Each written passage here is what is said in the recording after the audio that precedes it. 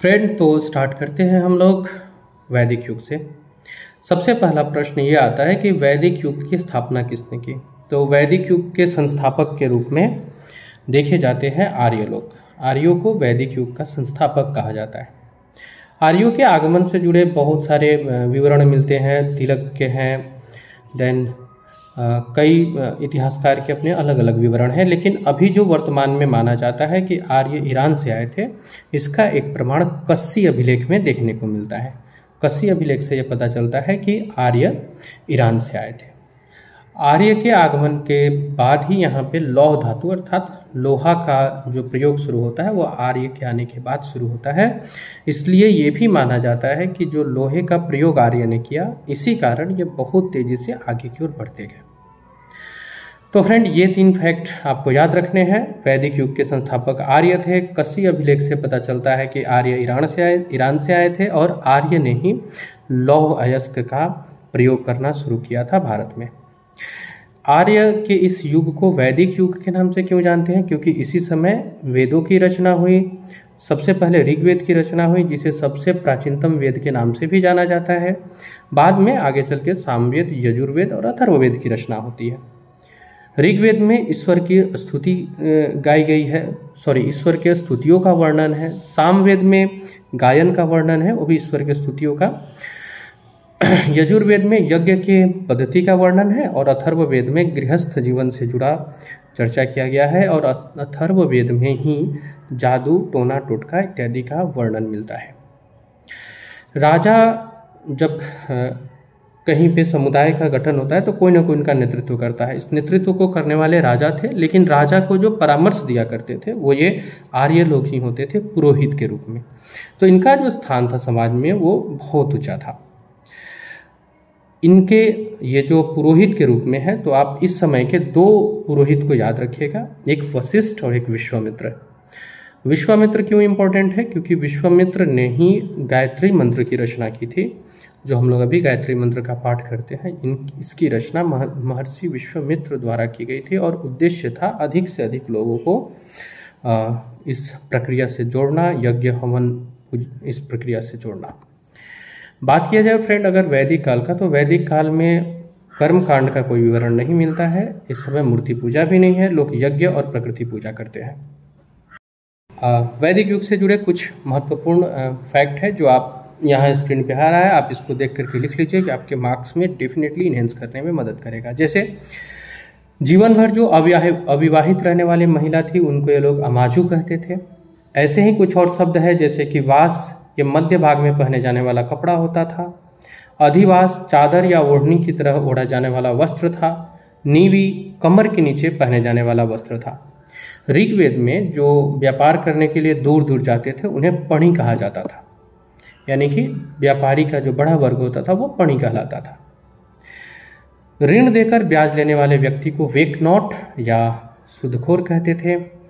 ऋग्वेद में सबसे अधिक बार जिस नदी का वर्णन हुआ है वो सिंधु नदी है। हालांकि इसमें गंगा का और जमुना का भी वर्णन देखने को मिलता है। सबसे पवित्र नदी की बात की जाए, ऋग्वेद में अगर सबसे पवित्र नदी की बात की जाए तो वो सरस्वती नदी है।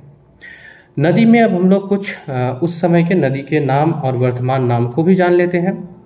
जैसे कि कुभा नदी वर्तमान में काबुल नदी है, वितस्ता नदी झेलम नदी है, अस्किनी नदी चेनाब नदी है, परुष्णी नदी रावी नदी है, सुवस्तु नदी स्वात नदी है, सरस्वती घग्गर है, सदानीरा गंडक, विपाशा ब्यास और सतुत्री सलतज है। ठीक इसी तरह से अगर हम लोग देखें आगे चल के तो आधुनिक और नाम जो है, जो उस समय कुछ अलग थे, इस समय कुछ अलग है। जैसे कि जो स्वैच्छिक कर टैक्स है उसको उस समय बलि कहा जाता था। जो सभ्यता थी वो ग्रामीण थी और उनकी भाषा संस्कृत थी। सरस्वती और दृष्टवती नदी जिस क्षेत्र को सिंचित करते थे, सिंचाई करते थे, वो ब्रह्मपुत्र कहलाते थे। कबीला का प्रधान राजा होता था जो युद्ध में कबीलाओं का नेतृत्व करता था। युद्ध के लिए गविष्ट अर्थात गाय की खोज शब्द का प्रयोग किया जाता है। जो प्रशासन के लिए इकाई थी वो परिवार, ग्राम, विश और कबीला में बटा हुआ था। ऋग्वेद काल में राजा 2 प्रकार की समिति लगाते थे, सभा और समिति। अब अगर विभेदीकरण की बात की जाए समाज का, तो जो हम लोग अभी ऐसा मान लेते हैं कि जन्म के आधार पर नहीं, ऋग्वेद में जो समाज का विभाजन था वो जन्म के आधार पर नहीं था बल्कि व्यवसाय के आधार पर था। ये याद रखिएगा, ऋग्वेद का जो विभाजन था, जो विभाजन था वर्णों का, वो व्यवसाय के आधार पर था, न कि जन्म के आधार पर। जैसे कि एक यहाँ पे एक लाइन भी मिलता है कि मैं कवि हूँ, मेरे पिता वैद्य है, मेरी माता चक्की चलाने वाली है, और भिन्न भिन्न व्यवसाय से हम लोग जीविकोपार्जन करते हैं और हम सभी एक साथ रहते हैं। आर्यों का जो समाज है वो पितृप्रधान समाज है। समाज की सबसे छोटी इकाई कुल है, जैसा कि अभी आप लोगों ने ऊपर देखा। ऋग्वेद की बात की जाए और स्त्रियों की बात की जाए तो ऋग्वेद में स्त्रियों को काफ़ी सम्माननीय दर्जा प्राप्त था। ये अपने पति के साथ बैठ करके यज्ञ कार्य भी करती थी, और पति का आधा अंग होना भी इन्हें माना जाता था। उस समय प्रथा प्रथा या बाल विवाह का प्रचलन बिल्कुल भी नहीं था। समाज में एक नियोग प्रथा का चलन था, और स्त्री भी उपनयन संस्कार करते थे, स्त्री भी जनेऊ पहना करती थी। शायद यही कारण है कि हमारे यहाँ अभी जो पुरुष शादी कर लेते हैं उनको 2 जनेऊ के बराबर धागा अर्थात 6 धागे वाला जनेऊ धारण करना पड़ता है। ऋग्वेद में ऋग्वैदिक युग में स्त्रियां शिक्षा भी ग्रहण कर रही है। लोपामुद्रा, घोषा, अपाला, सिक्ता, विश्वभारा, ये सब इंटेलिजेंट और विदुषी स्त्रियों का जिक्र मिलता है। अब आइए आपको हम एग्जाम की दृष्टि से और एक इम्पोर्टेंट कड़ी कराते हैं। ये जो अभी स्क्रीन पे आ रहा है, आप लोग इसको पॉज करके इस पॉइंट को लिख लीजिए। बहुत इंपॉर्टेंट पॉइंट है। एक तरफ लिखिएगा दर्शन और एक तरफ प्रवर्तक। दर्शन में लिखिएगा सांख्य कपिल मुनि, न्याय गौतम ऋषि, पूर्व मीमांसा जैमिनी, उत्तर मीमांसा बद्रायण, वैशेषिक कणाद ने किया था, योग पतंजलि का दिया हुआ है, और चारवाक जो दर्शन है, चारवाक दर्शन के प्रतिपादक या प्रवर्तक चारवाक रहे। फ्रेंड, ये सब वो फैक्ट है जो आपके एग्जाम के लिए मोस्ट इम्पोर्टेंट है। तो जो भी आपको स्क्रीन पे लगे कि आपने उसके बारे में कम पढ़ा है या आप मिस कर रहे हैं तो आप उसको, फ्रेंड्स, ये सब वो फैक्ट है जो आपके एग्जाम में डेफिनेटली आपको मदद करेंगे। तो जो भी आपको लग रहा हो कि आपने कम पढ़ा है या आपको याद नहीं आ रहा है, आप उसे लिख लीजिए। हम लोग आगे अब आने वाली कड़ी में इस पर भी चर्चा करेंगे कि इसे याद कैसे किया जाए। फिलहाल आपके लिए वैदिक युग से एक और फैक्ट लेकर के मैं आता हूँ, आप स्क्रीन से इसे नोट डाउन कर लीजिए। अब आप एक बॉक्स बना लीजिए और बुक बॉक्स का हेडिंग दीजिएगा आप वैदिक युग से जुड़े महत्वपूर्ण तथ्य, और अब आप इसे लिखना शुरू कीजिए। पहला लिखिएगा, सबसे पहले ऐत्रेय ब्राह्मण में राजत्व के सिद्धांत का प्रतिपादन हुआ है, अर्थात राष्ट्र शब्द का प्रयोग सबसे पहले उत्तर वैदिक काल में हुआ। अगला पॉइंट लिखिएगा, उत्तर वैदिक काल में सभा एवं समिति 2 विद्यमान रहे, लेकिन विदथ का उल्लेख नहीं मिलता है। सभा जो थी वो ग्राम की संस्था थी, समिति केंद्रीय संस्था थी। उत्तर वैदिक काल में लोगों का जीविका पशुपालन था। अथर्ववेद में एक जगह सभा को नारिष्ठ भी कहा गया है। हमारे यहाँ वेदों की जो संख्या है वो कुल 4 है, वेदांगों की संख्या 6 है, उपनिषदों की कुल संख्या 108 और महापुराण की कुल संख्या 18 बताई गई है।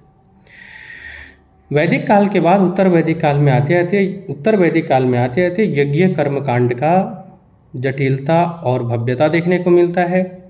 खड दर्शन उत्तर वैदिक काल में ही बीजारोपण होता है या प्रारंभ होता है। निष्क और सतनाम नाम की मुद्रा चलती है उत्तर वैदिक काल में। कौशाम्बी नगर है जहाँ पहली बार उत्तर वैदिक काल में पक्के ईंट का प्रयोग होता है। गोत्र नामक जो संस्था है ये उत्तर वैदिक काल में ही आया, और उत्तर वैदिक काल में जो नारियों की स्थिति है उसमें थोड़ी गिरावट आई। ऐत्रेय ब्राह्मण में कन्या को चिंता का कारण भी बताया गया। उत्तर वैदिक काल में ही लोहे का आविष्कार हुआ, जिससे कृषि करना आसान हो गया। और अगर 2-3 फैक्ट आप लिख ले तो एग्जाम के लिए काफ़ी इंपॉर्टेंट लग रहे हैं मुझे। जैसे कि भक्ति शब्द का सबसे पहली बार उल्लेख श्वेताश्वर उपनिषद में किया गया है। छांदोग्य उपनिषद में 3 आश्रम की चर्चा मिलती है। पुनर्जन्म की अवधारणा पहली बार बृहदारण्यक उपनिषद में आती है। कठोप उपनिषद यम नचिकेता के प्रकरण का वर्णन करता है। मुंडोक उपनिषद गायत्री मंत्र का वर्णन करता है। तो ये कुछ वो फैक्ट है फ्रेंड्स जो आपको डेफिनेटली एग्जाम में मदद करेंगे। विवाह के 8 प्रकार का वर्णन भी इसी में बताया गया है। जब हम लोग महाजनपद काल की ओर चलते हैं तो यहाँ पे भी 2 धर्म का प्रादुर्भाव हो रहा है। बौद्ध धर्म और जैन धर्म। कल के एपिसोड में हम लोग बौद्ध धर्म जैन धर्म के ऊपर बातें करेंगे। हिस्ट्री में अभी इतना ही, अब चलते हैं इकोनॉमिक्स की ओर। फ्रेंड, बात करें अर्थशास्त्र का तो आज पहला हमारा क्लास है और सच पूछिए तो अर्थशास्त्र ने हम लोग अर्थव्यवस्था पढ़ते हैं, तो इसमें मैं एकदम बेसिक कुछ चीज़ों के ऊपर चर्चा करूंगा और इस एकदम बिगिनिंग से मैं जो प्रश्न आ सकते हैं एग्जाम में और आपके मार्क्स कैसे बढ़ेंगे इसके ऊपर बात करूंगा। तो सबसे पहले हम लोग को पढ़ना है अर्थव्यवस्था। अर्थव्यवस्था 3 प्रकार की होती है, पूंजीवादी, समाजवादी और मिश्रित अर्थव्यवस्था। पूंजीवादी अर्थव्यवस्था एडम स्मिथ की देन है, इसे उदारवादी अर्थव्यवस्था के रूप में भी जानते हैं। इन्होंने जिस पुस्तक की रचना की थी उस पुस्तक का नाम है the wealth of Nations. Samajwadi अर्थव्यवस्था में बहुत ज़्यादा कार्ल मार्क्स के विचारों से प्रभावित दिखी, कार्ल मार्क्स का योगदान रहा। 1929 के महामंदी के बाद मिश्रित अर्थव्यवस्था आए, जिसके जनक के रूप में किन्स को जाना जाता है। मेनार्ड किन्स ने यहाँ पर जो सिद्धांत दिया था उस हिसाब से बाजार न केवल पूर्णतः सरकार के नियंत्रण में रहना चाहिए और न ही पूर्णतः सरकार के हस्तक्षेप से बाहर रहना चाहिए। कुछ हिस्सा हो जो सरकार कवर करे, जिससे सोसाइटी समाज का निर्माण हो, और कुछ हिस्सा हो जहाँ पे सरकार हस्तक्षेप ना करे, जहाँ से लाभ मतलब व्यापारी वर्ग लोग लाभ अर्जित कर सके। ये दोनों के मिक्सर, इन दोनों के मिश्रण से बना मिश्रित अर्थव्यवस्था। अर्थव्यवस्था के क्षेत्र की बात की जाएगी तो प्राथमिक क्षेत्र, इसके अंतर्गत वो वस्तु आते हैं जो प्रकृति से प्राप्त है, जैसे कि खनन, कृषि इत्यादि। द्वितीय क्षेत्र में विनिर्माण आता है, जब हम लोग किसी रॉ मटेरियल से कुछ नया बनाते हैं। और तृतीय क्षेत्र में सेवा क्षेत्र आता है, जैसे कि मैं भी आपको पढ़ा रहा हूँ, ये आपको पता होगा। भारत में स्वतंत्रता के बाद जो अर्थव्यवस्था होगी वो नियोजित अर्थव्यवस्था होगी या नियोजन अर्थव्यवस्था होगी। तो इस नियोजन अर्थव्यवस्था के बारे में अगर बात करें फ्रेंड, तो सबसे पहले हम लोग को चलना पड़ेगा परतंत्र भारत के 1930 के दशक में। 1934 में प्लान्ड इकोनॉमी फॉर इंडिया नामक एक पुस्तक आई, जिसके लेखक एम विश्वेश्वरैया थे। यहाँ से हम लोग अपने अर्थव्यवस्था के संकल्पना को करने लगे थे। 1938 के भारतीय राष्ट्रीय कांग्रेस के अधिवेशन में सुभाष चंद्र बोस अध्यक्ष रहे और इसी समय राष्ट्रीय नियोजन समिति का गठन किया गया। राष्ट्रीय नियोजन समिति का गठन हुआ। फिर आगे चल करके उद्योगपति वर्ग के द्वारा 1944 में अर्देशीर दलाल की देखरेख में एक योजना बनी, जो बॉम्बे प्लान के नाम से जानी गई। पूर्णतः व्यापारियों के द्वारा बनाया गया प्लान था। गांधीवादी योजना के आधार पर पहले श्रीमान अग्रवाल और फिर जेपी नारायण, उन्हीं से प्रभावित होकर के उन्होंने सर्वोदय योजना को भारत में इम्प्लीमेंट करने का प्रस्ताव रखा। इसको लेकर के आंदोलन भी चला। 1946 में केसी नियोगी एक समिति है, इस समिति का गठन होता है और इस समिति के गठन के आधार पे यहाँ पे जो सिफारिश आती है वो आती है नियोजन समिति को बनाने की। तो नियोजन के बाद अब योजना आयोग में आपको याद रखना है कि योजना आयोग के गठन के लिए जिस समिति ने अनुशंसा की थी वो थे केसी नियोगी समिति। केसी नियोगी समिति ने अनुशंसा की थी कि योजना आयोग का गठन होना चाहिए और उन्हीं के संस्तुति के आधार पर योजना आयोग का गठन हुआ। योजना आयोग एक परामर्शदात्री निकाय